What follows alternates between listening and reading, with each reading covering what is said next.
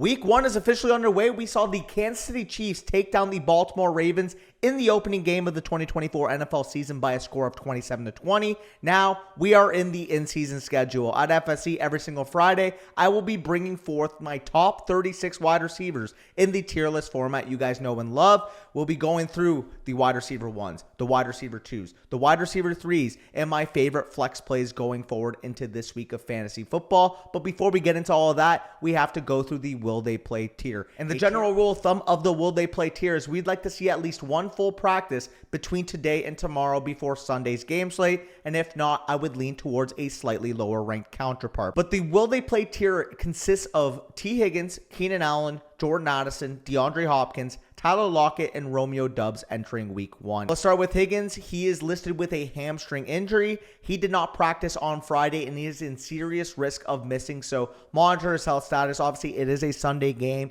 You'll know more information about what he did on Saturday in terms of practice. If he doesn't practice Saturday, though, I would be expecting to go into that game without T. Higgins. Keenan Allen, he is listed as limited. He's an older wide receiver. It could be rest-induced. Nothing yet indicates that he's going to be missing this game. So if you have Keenan Allen, again, he is a fine flex play in my opinion, assuming he suits up for Sunday. Jordan Addison up next, and head coach Kevin O'Connell was actually quoted as saying he feels pretty good about the status of Jordan Addison entering Sunday's game. According to Coach Speak Index, looks like you can expect Addison in your lineup on Sunday. Again, temper your expectations, maybe a flex play knowing that you do have Sam Darnold at quarterback and Jordan Addison is coming off of this injury, but if you have Jordan Addison, start him with top 40 level confidence. DeAndre Hopkins, wide receiver of the Tennessee Titans, practiced both Wednesday and Thursday following a preseason MCL sprain. Again, tread very carefully. This is an older wide receiver coming off a significant knee injury in the preseason. If you have better options in your flex, I would be putting them in over DeAndre Hopkins. If you're forced to play D-Hop and he's ready to play,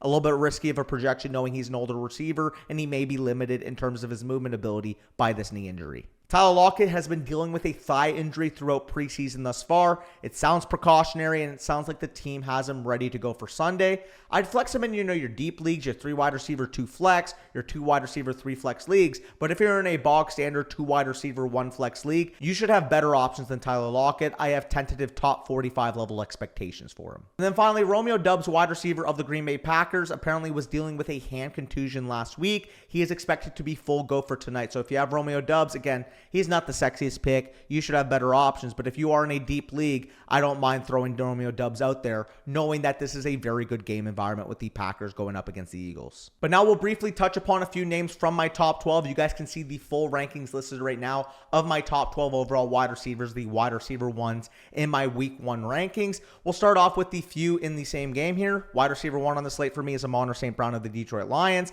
Wide receivers 6 and 12 respectively are Puka Nacua and Cooper Kupp of the Los Angeles Rams. Very, very good game environment. The highest over-under of the slate with the LA Rams taking on the Detroit Lions. The Detroit Lions are implied for 28.5 points in this game. The LA Rams are implied for 24 points. So we'll start off with Amon-Ra St. Brown. Again, he is my wide receiver 1 on the week. He was my wide receiver 3 coming into the season, but it's tough to not acknowledge just how juicy of a matchup this is for Amon-Ra. Like I said, Detroit is the highest implied team total of the week at 28.5 at home in the Dome on Sunday Night Football. It really doesn't get better than this. On top of that, Amon-Ra St. Brown is a wide receiver that has posted 15 plus PPR points in 13 of his last 16 games. I see no reason why he can't have a monster performance on Sunday Night Football. And like I said, I'm extremely high on this Rams duo with Puka and Cooper Kupp coming into this game. Puka Nacua, last time he played the Lions in that playoff game wildcard weekend, we saw him produce 9 receptions, 181 yards, and a receiving touchdown in that game. Like I said, the Rams are implied for 24 points.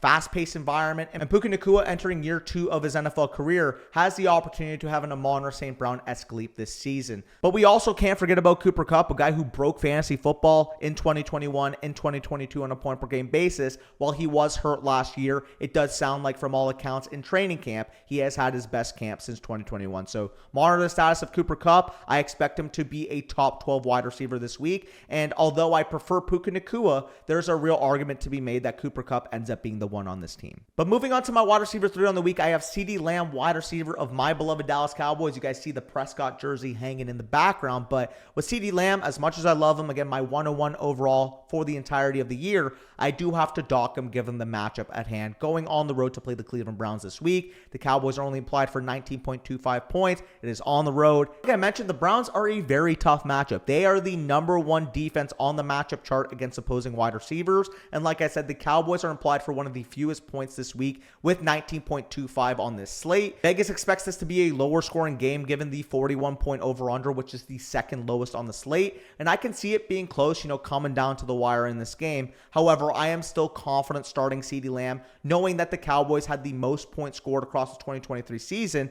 and Dak Prescott led the league in passing touchdowns.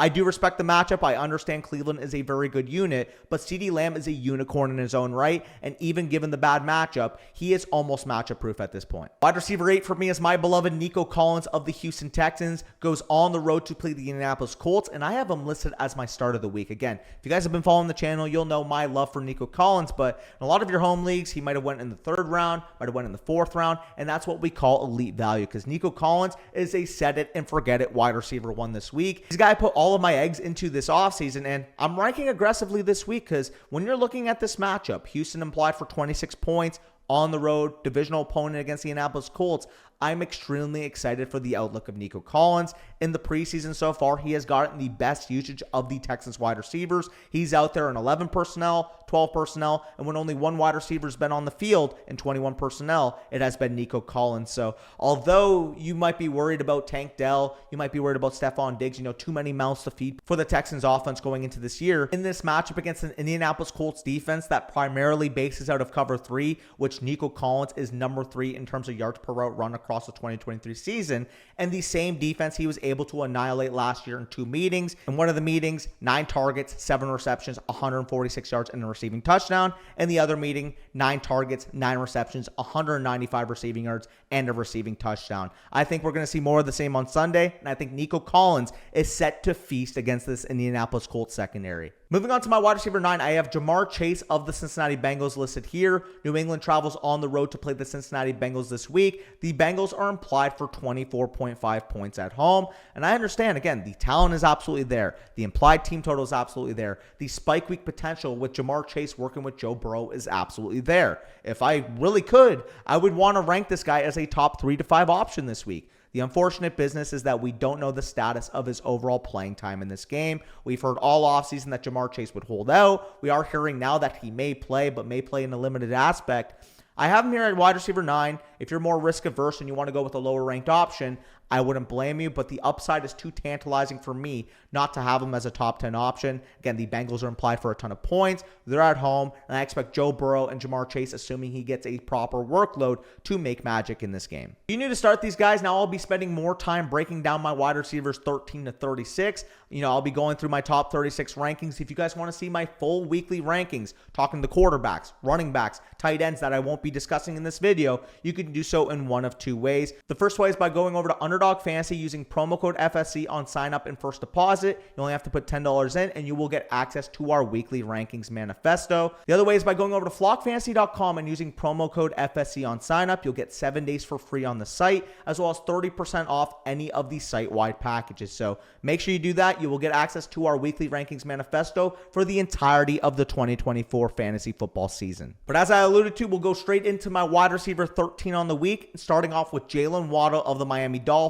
26.5 implied points for the Dolphins this week, hosting the Jacksonville Jaguars, and he's in a prime spot to reclaim that 2022 form. 26.5 implied points for the Dolphins this week, hosting the Jacksonville Jaguars, and with Jalen Waddle, I think he is in a prime spot to reclaim that 2022 form. Like I said, very high implied total for the Dolphins this week, with the Sharps hammering the over and favoring the Miami -3.5 money line. So when we're looking at this is a fast-paced environment, high-scoring game environment, and Waddle is the type of player that can flip your fantasy matchup on any given target. So for me, I think you can make the case he's a top 12 wide receiver. I have him at 13 right now, but if you prefer Jalen Waddle even over, let's say, Jamar Chase, I wouldn't fight you on it. Marvin Harrison Jr., wide receiver of the Arizona Cardinals, comes as my wide receiver 14 this week. The Cardinals travel on the road to play the Buffalo Bills, only a 20.5 implied team total for the Cardinals, but what it comes down to for me is that I have full confidence that Marv will be a go-to wide receiver 1 in the NFL as soon as his first game.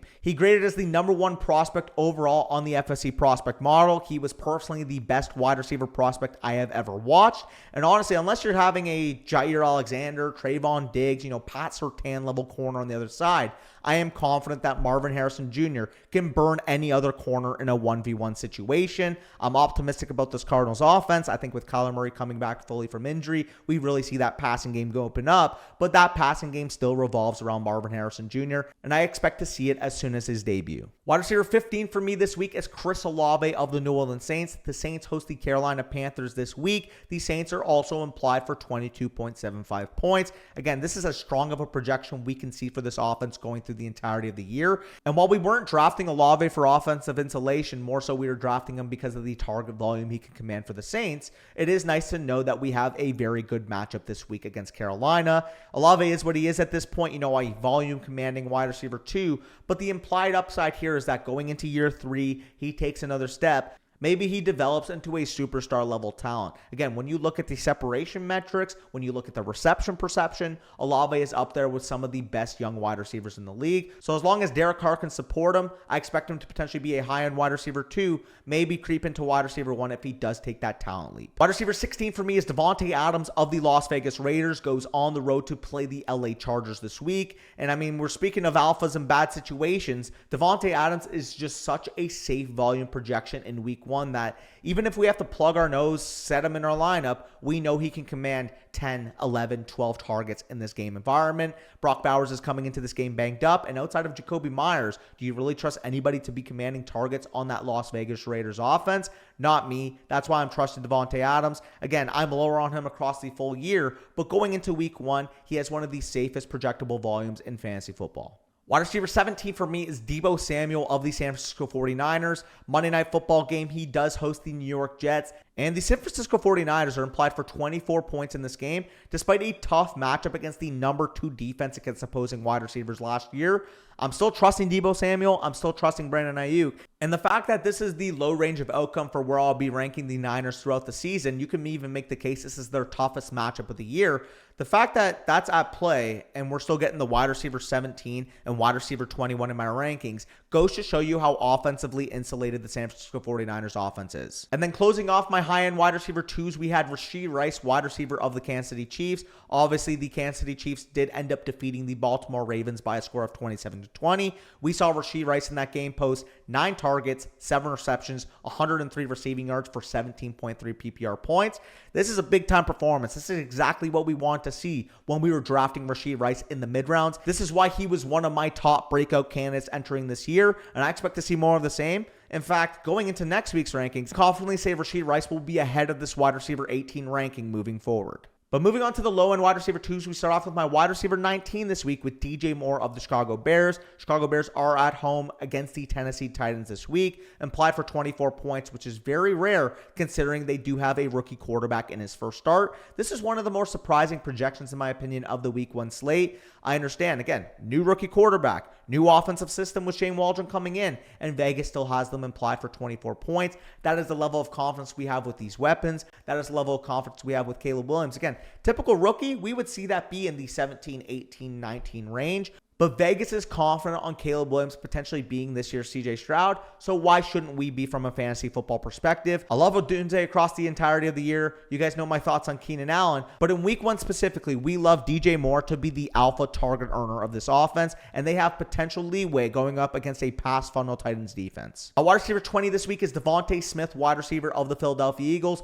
Big-time pivotal matchup in the NFC with the Eagles taking on the Packers tonight. If you guys haven't already checked that out, make sure you know. Friday Night Football, 8:15 p.m. Eastern kickoff. You are watching that game. It is located in Brazil, but it's still football at the end of the day. With Devontae Smith, again, this is a very high implied team total for the Eagles at 25.5. I kind of talked about it in a short today, but I love the higher for Devontae Smith in this game at 59.5 yards. I expect A.J. Brown to see a ton of Jair Alexander in this matchup, and we've heard reports all offseason that Devontae Smith has gotten more work in the slot, and as we know with Kellen Moore's scheme, we've seen CeeDee Lamb, we've seen Keenan Allen. If he does get that potential uptick in slot snaps, we will see a lot more route concepts drawn up for him with Kellen Moore at the call. Receiver 21 for me is Brandon Ayuk of the San Francisco 49ers. Like I mentioned with Deebo Samuel, these Niners are at home against New York Jets this week. And the big reason why I do have Deebo ranked ahead of Ayuk, again, if you guys followed us throughout the offseason, Ayuk I had higher in my rest of season rankings. The reason why I have Deebo instead of Ayuk at that 17 versus 21 spot is that I do expect Brandon Ayuk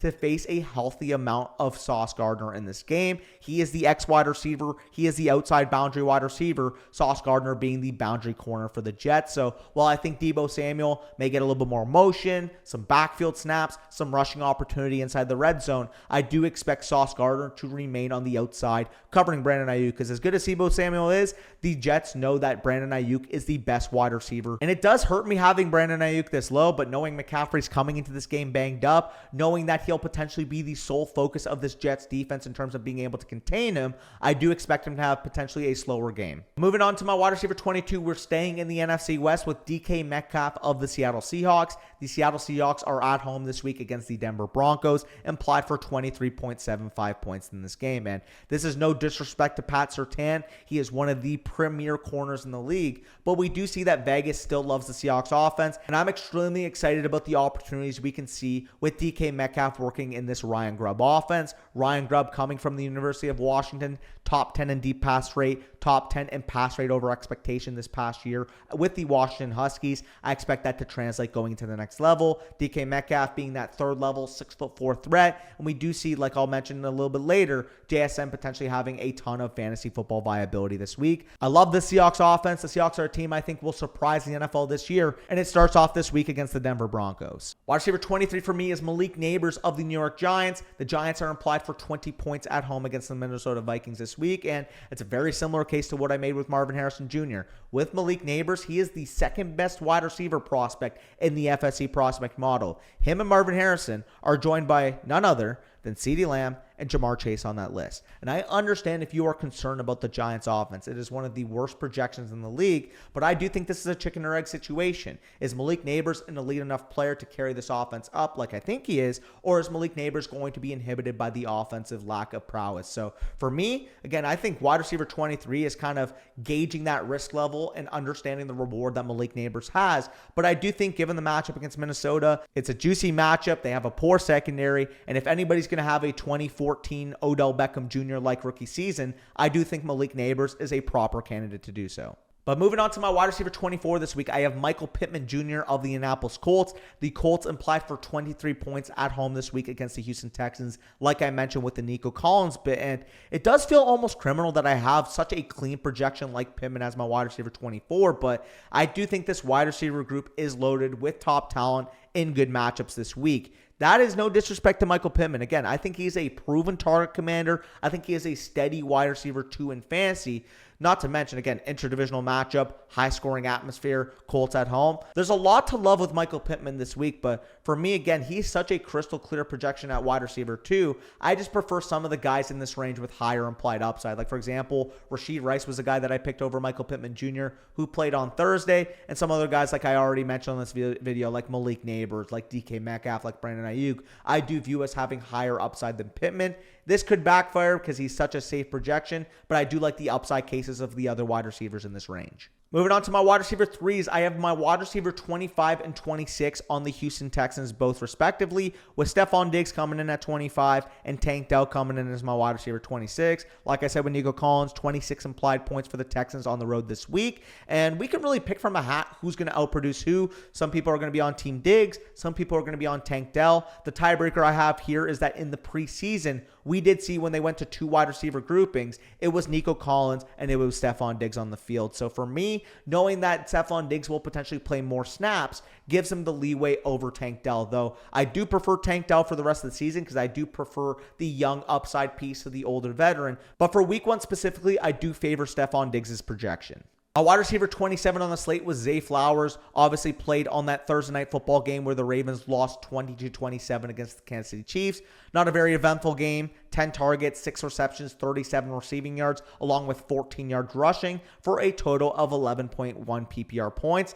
He looked like Northwest Jarvis Landry in all honesty. I mean, this Ravens offense looked discombobulated. The offensive line was struggling. Zay Flowers was used beyond the line of scrimmage in limited capacity. We really want to see this offensive line step up and see more potential downfield usage for Zay Flowers moving forward. Otherwise, he's going to be a strong floor PPR pick, but not have the weekly ceiling to be anything more than a wide receiver 3. While wide receiver 28 is Amari Cooper, wide receiver of the Cleveland Browns. Big time revenge game this week with the Browns hosting my beloved Dallas Cowboys. Obviously, I mentioned the Cowboys are implied for 19.25 points. The Browns, being 2.5 point favorites, are implied for 21.75 this week. Again, I understand people will make the revenge game narrative. Obviously, the Cowboys traded him to the Browns a couple years ago, basically discarded him for a day 3 pick. Amari Cooper does have vengeance in his eyes. Unfortunately, this is still a very tough matchup for Cooper. The Cowboys, despite having an injured cornerback in Deron Bland this year, they were able to be a top 3 defense against the pass last year, despite not having Trayvon Diggs for 90+% of the season. So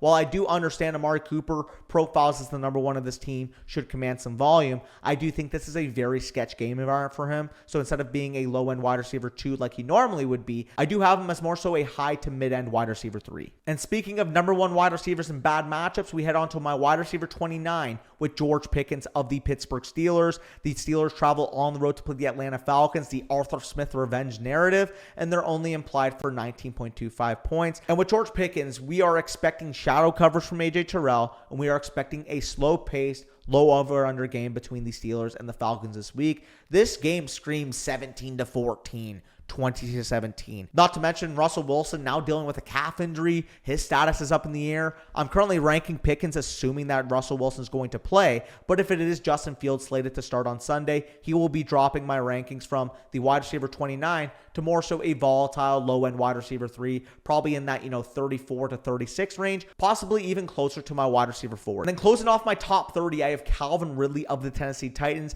with the Titans traveling on the road to play the Chicago Bears this week. The Titans are implied for 20.5 points. And like I mentioned at the top, Hopkins, even if he does play, is coming into this game severely banged up. Ridley, proven target earner. Obviously, people are having that bad stink in their mouth from what he was able to do last year, despite being a round 2, round 3 pick, was disappointing at that ADP. If you look at the season as a whole, a lot better than people remember. 136 targets, over 1,000 receiving yards, 76 receptions, and 8 receiving touchdowns. Now with the expectations lessened and potentially no Hopkins on the field, I expect Ridley to thrive in this Brian Callahan, Will Levis-led offense. Again, because of the low implied total, we can't raise him too much higher, but I do have pretty steady wide receiver 3 expectations for Ridley this week. But rapid firing through my flex plays, my wide receivers 31 to 36 this week. Jayden Reed of the Green Bay Packers, like I mentioned earlier, very tasty game environment, high scoring implications, high pace implications. And this is a wide receiver who averaged over 58 yards per game in games he played over 50% of the snaps in 2023.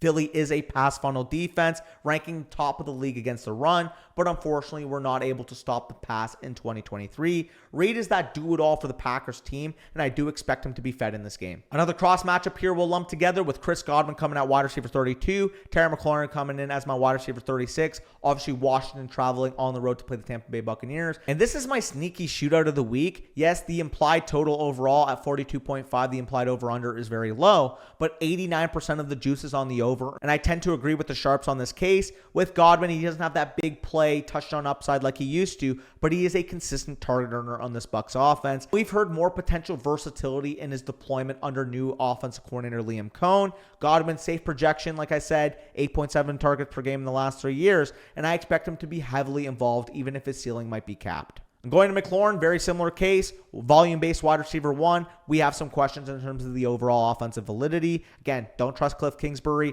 rookie quarterback in his first start with Jaden Daniels. While I'm super confident in Caleb Williams, I have more pessimism with Jaden Daniels in his first start. So with McLaurin, again, he's a safe volume wide receiver 3, but he doesn't have the upside to win you the week, in my opinion. Jackson Smith and Jigma, wide receiver of the Seattle Seahawks, like I mentioned with his teammate DK Metcalf. Very, very good game environment this week against the Denver Broncos. He's been my pet cat all offseason. We've heard glowing remarks about him from Ryan Grubb, from Mike McDonald themselves, and I do expect JSN to take that sophomore leap as soon as week 1. So for me, he's a top 36 wide receiver in my rankings, and if you're able to get him in the 6th, 7th, 8th round of your drafts, you are firing him into your lineup in PPR scoring. Wide receiver 34 is Brian Thomas Jr. of the Jacksonville Jaguars. Jaguars traveling on the road to play the Miami Dolphins, implied for 23 points in this game. And he is the Jaguars wide receiver 1. Yes, you heard that right.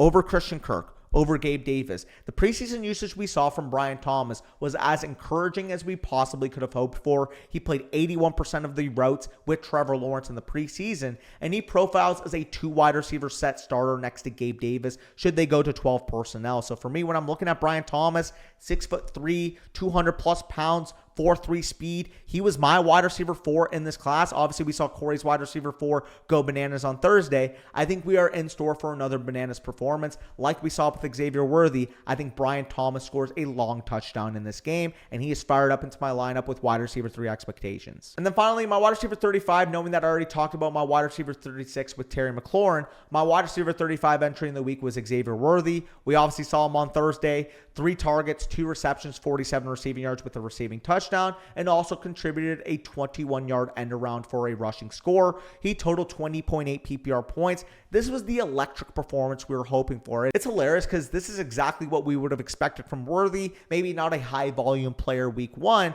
but we do see from a touch efficiency standpoint, Xavier Worthy, given that 4.22 speed, was always going to be able to house a long one, and he was able to do it twice in this game. So going forward, we do want to see the volume move up, but knowing he's attached to Patrick Mahomes, knowing the speed profile, the yards after catch profile he brings to the table, it is very exciting if you were able to get Xavier Worthy in the mid-rounds of your draft. But either way, if you guys enjoyed, make sure you leave a like down below. Comment your biggest start-sit decision. I'll try to get to as many as possible. And like I said, if you guys want access to all of our rankings, quarterback, running back, wide receiver, tight end, matchups that matter, overall weekly scoring that we will be updating throughout the year, they will be available on our weekly rankings manifesto, which you can get in one of 2 ways. The first way, going over to Underdog Fantasy using promo code FSC on sign up and first deposit. You deposit $10 or more, you will be getting access to that redraft rankings manifesto. The other way, by going over to flockfantasy.com and using promo code FSC on sign up. 30% off any package on the site, as well as a 7-day free trial. So